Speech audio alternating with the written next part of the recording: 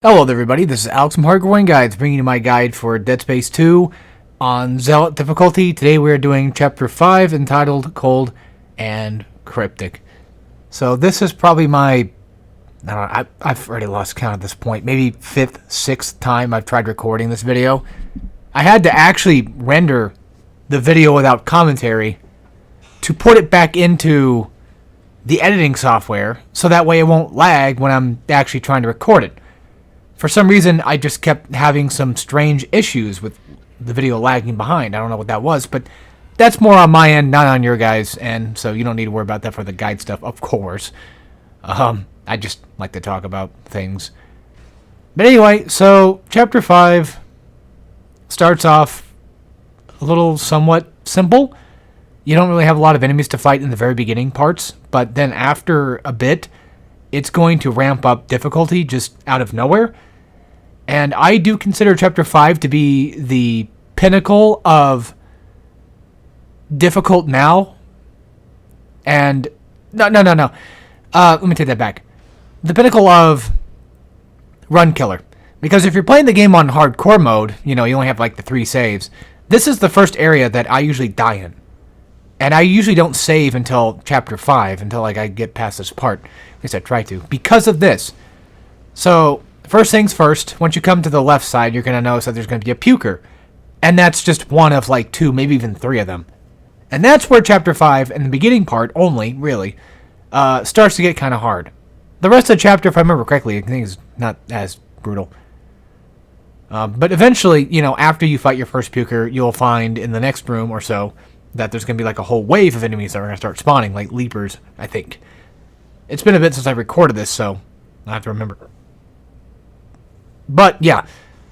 What I recommend doing is try your best to stay in this little small room, because being in the hallways is pretty dangerous. Like, yeah, you could theoretically just hide between the walls, I guess, or like, have enemies on the other side of the wall to try to get them off you, and running around could theoretically probably provide some semblance of cover, but not much.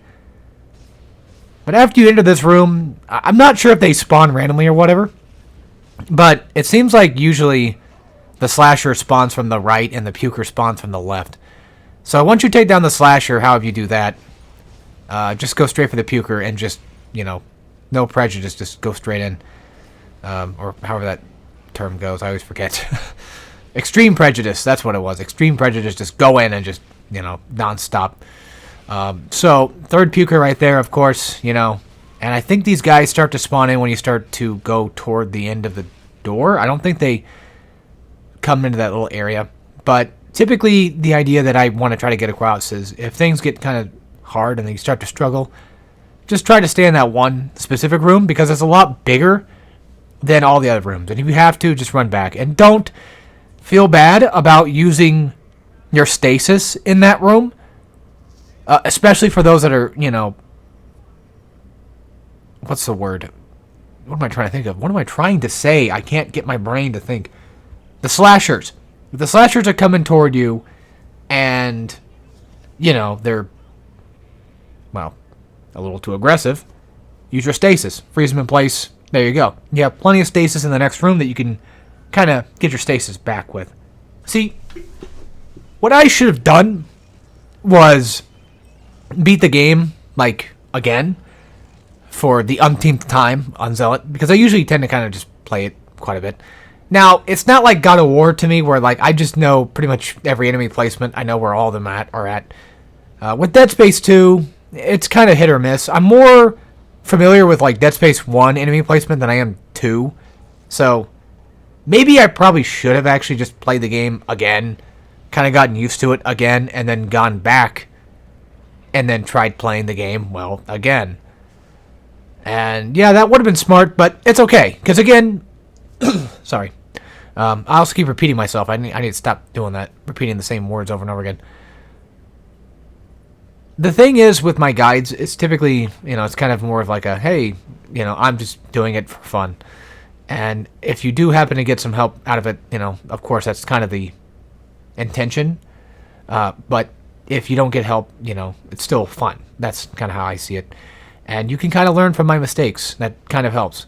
So before you go into a chapter, if you're playing chapter by chapter, you could always kind of look at my videos or anybody else's videos for that matter, and then just kind of use them as a way to kind of see, I guess, quote unquote, into the future of what things could possibly end up happening. Now, speaking of things that end up in the future, I've been recently playing Lies of P, for anybody that was curious. I don't know if I talked about that much. It's okay. It's gotten a little bit better now. I kind of like it a little bit better, but it's still kind of just a bit off in terms of me enjoying it. I feel like I'm still like a From Software type guy, so that's always going to, kind of end up being the thing. But it's okay. It's pretty good for a Souls-like. I definitely enjoy it a lot more than I enjoyed, say, Lords of the Fallen. I played that. So, yeah, here I'm just going to go ahead and upgrade my pulse rifle just a little bit, upgrade plasma cutter just a little bit. I forgot exactly what I upgraded, but you guys can, pause and all that other stuff and find out because you're a lot quicker on that than I am right now, and I don't want to pause the video because I would ruin the commentary, and that wouldn't be very cool or fun. So, yeah, I've been playing through that. It's alright. I recommend it, but however, I'm playing it on Game Pass, and I'm not playing it, I didn't buy it, because I feel like Game Pass is just like a slightly decent way to kind of quote-unquote rent games. I mean, they allow you to basically just spend $15 to play games, so why not take that chance to quote-unquote rent the game, try it out, see if I like it, and if I like it down the future, I could just buy it, Kind of like what PlayStation Plus sort of does, but I feel like PlayStation Plus, in my opinion, has a bit more to offer than Game Pass, but this is not really a video about that. This is a video about Dead Space 2. So we don't really need to go too far into talking about Game Pass versus PlayStation Plus, but just to kind of end things a little bit here.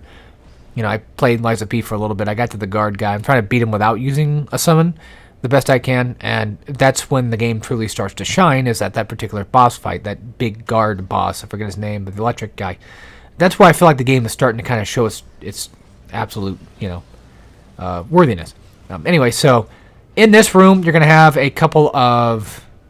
Well, you're going to have a slasher, and then you're going to have a lurker. That's what they were called. You're going to have, I think, like 2 lurkers. One on the side here, and one on the, on the side of the wall there. So, take them out as you see fit. Typically, I recommend using Plasma Cutter just to kind of one-shot tentacles off. That's just my kind of go-to, typically. However, Pulse Rifle Grenade Launcher does work pretty okay against a lurker, and I think you can kill them in one hit. Depending on the damage, though, but then again, I think with a grenade launcher, I probably could do some damage. Now, here, typically, Plasma Cutter is also really good because I have it relatively upgraded pretty high. And plus, I feel like Plasma Cutter has always just been, like, the best weapon out of most games. Excluding, like, Force Gun. Like, if we're talking about, like, primary guns, then, yeah, I definitely feel like, in my opinion, Plasma Cutter really just destroys dudes. Which, I mean, the intention of it is to kind of get you to understand how to chop off limbs. I mean, it's called Plasma Cutter, so it kind of cuts through limbs, so it makes sense. So this little area is going to be, well, fed with, like, a bunch of, the Swarm, as they're called. You're going to see me pick up some items. Just ignore that, because I do eventually die and have to restart the checkpoint after I've killed off the Swarm. So just ignore whatever crap I end up grabbing, because it's kind of pointless. Run up these stairs here, and you can kind of just get them to sort of get into a choke hold point.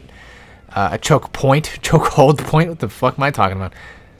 You get them into like a little choke point if they're starting to kind of just, well, swarm up on you, and they're getting a little too aggressive and a little too much surrounded around you, of course. Just start running up those stairs just a little bit. I'd say don't run up too far, just in the off chance that it could potentially spawn the guys up here. I don't know if that's a fact or not. I've not... Again, this is the problem with me. I haven't really tested that theory. But, yeah, these guys will eventually spawn after you've beaten the Swarm. At least for me, typically, they do. But I didn't run up far enough with the Swarm up there to find out if they actually spawn or not. Now, on the other side, there's going to be an Exploding Guy as well.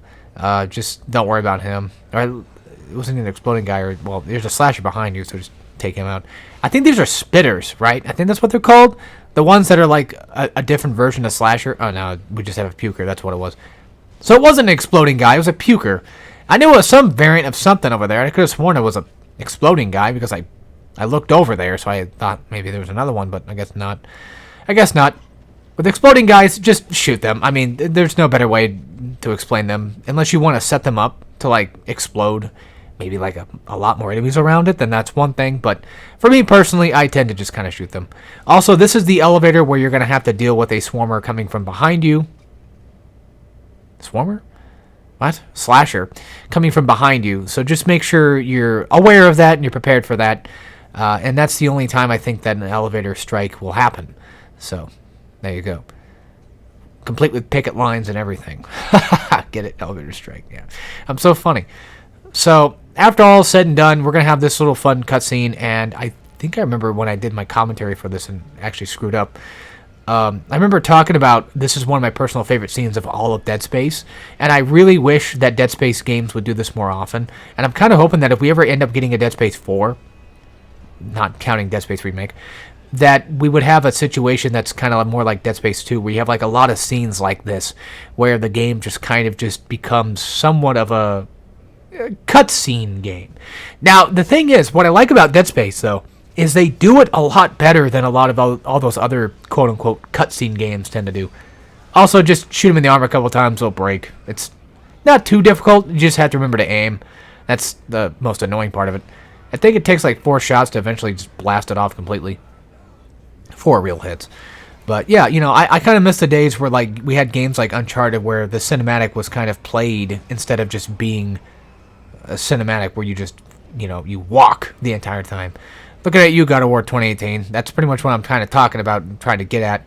Is I feel like a lot of these games nowadays are just walk and talks, and instead of being interactive fully-ish, or having some cool set pieces like explosions and going on and all that other fun stuff, we just walk to our destination, and that's now considered the interactive cutscene.